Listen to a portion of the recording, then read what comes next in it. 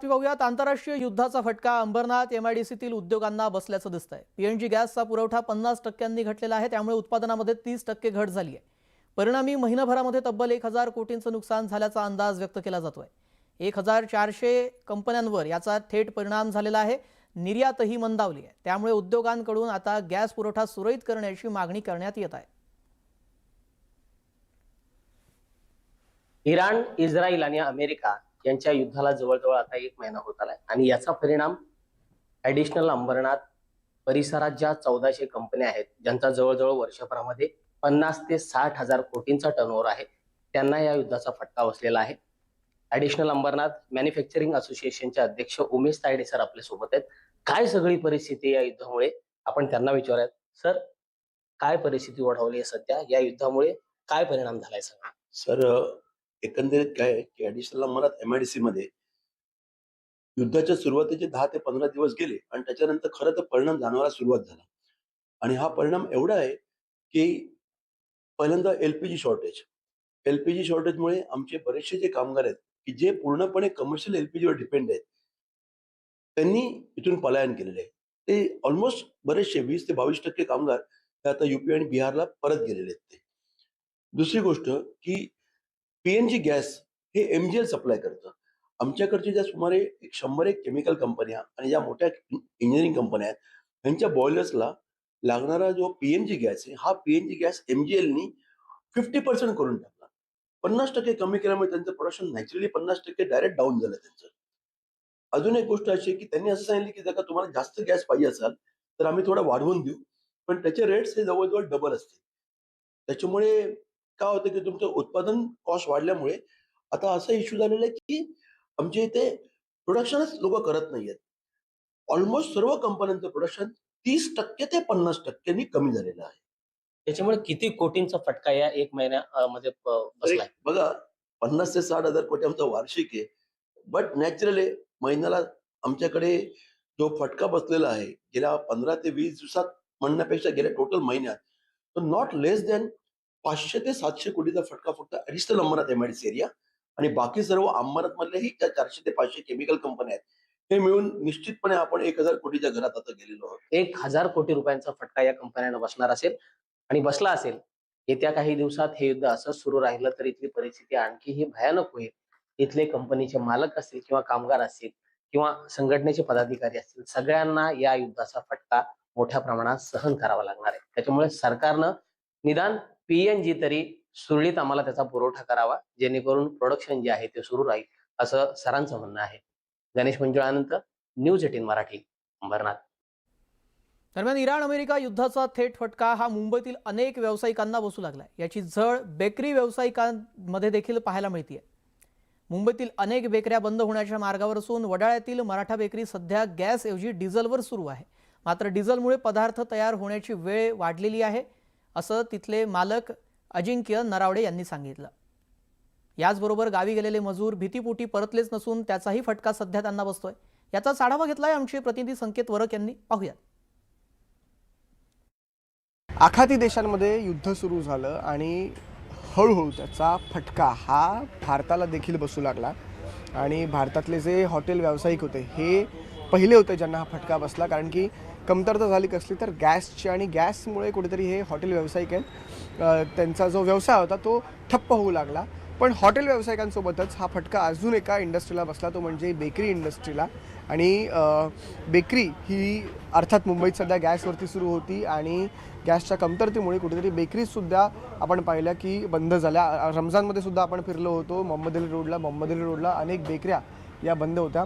पण सध्या मी आहे वडाळा येथील मराठा बेकरीमध्ये।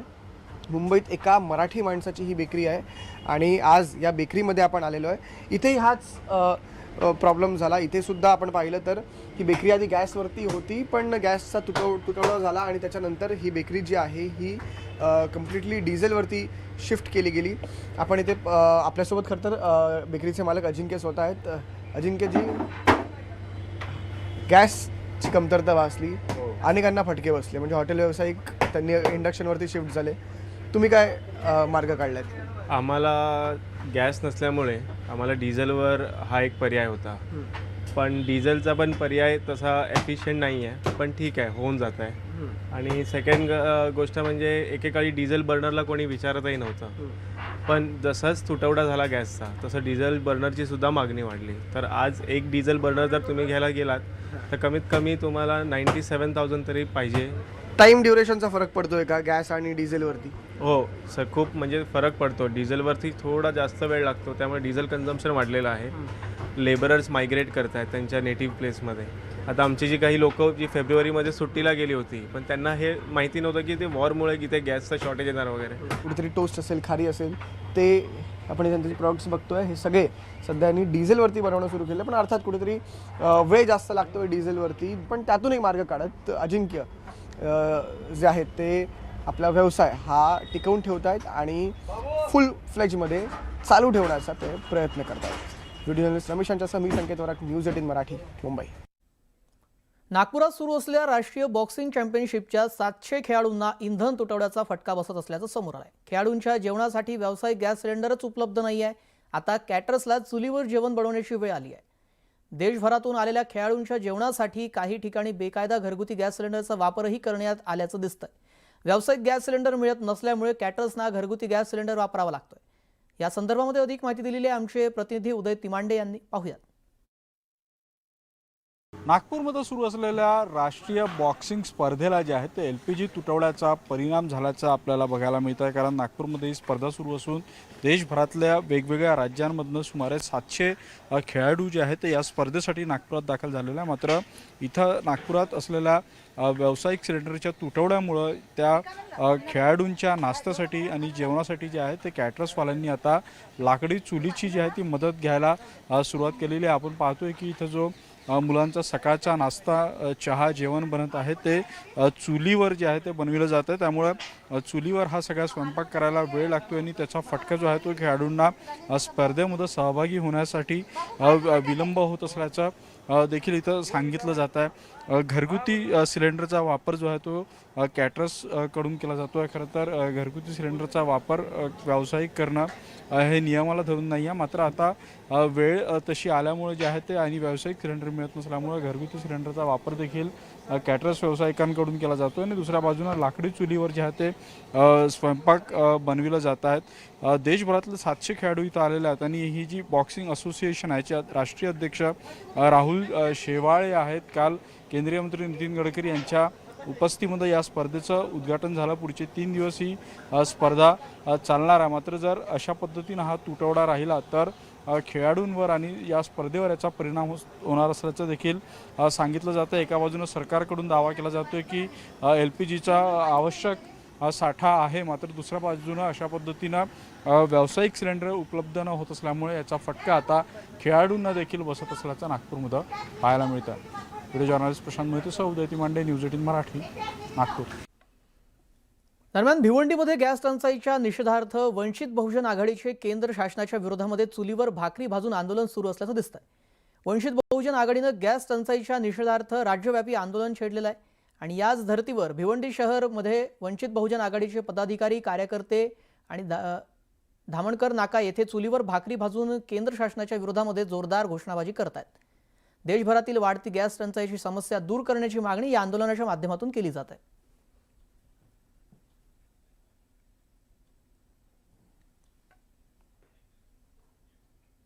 एकीकडे नैसर्गिक आपत्ती आणि दुसरीकडे आखाती युद्ध अशा दुहेरी संकटात सापडलाय कांदा उत्पादक शेतकरी.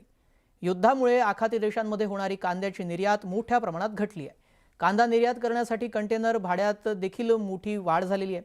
त्याचा फटका आता कांदा दराला बसतोय. सध्या लासलगावसह सर्वच बाजार समित्यामध्ये कांद्याच्या भावात मोठी घसरण झाली आहे.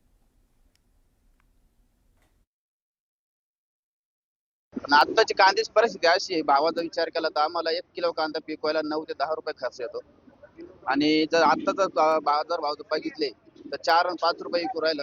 आज आम्ही किलो माग 4 ते 5 रुपये घाट्यात विकू राहिलो आज. आणि आत्ताची परिस्थिती अशी का दिवाळी आली जवळ, आणि सण कसे करावा, लांब पोरांची आज काही गोष्टी असतात त्या सुद्धा काही खरेदी करावा का नाही करावा असं झालंय आम्हाला. तर शेतकऱ्यांनी झालेले नुकसान, मका कांद्याचे एवढे नुकसान झालेले पावसामुळे अतिवृष्टीमुळे आणि त्याच्यामध्ये बाजारभाव पडले.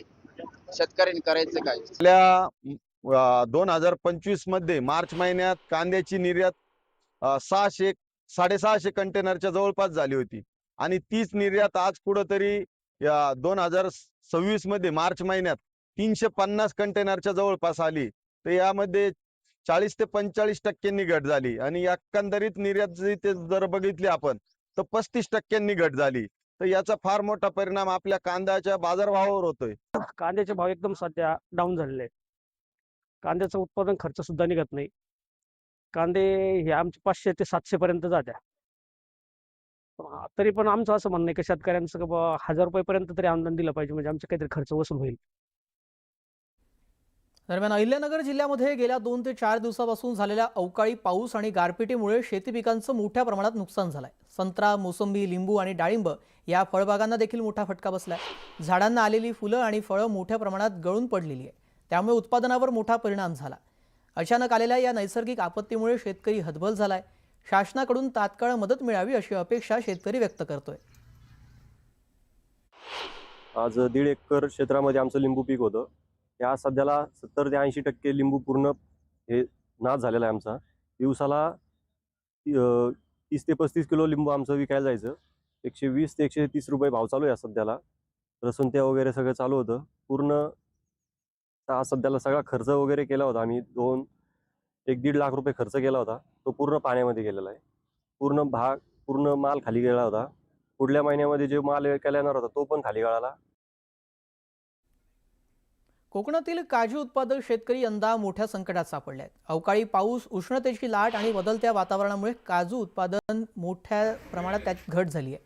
बाजारामध्ये दर 160 ते 170 रुपये किलो मिळत असला तरीही उत्पादन कमी असल्यामुळे शेतकऱ्यांचं नुकसानच होत आहे. सरकारनं तातडीनं मदत करावी अशी मागणी शेतकऱ्यांकडून होत आहे.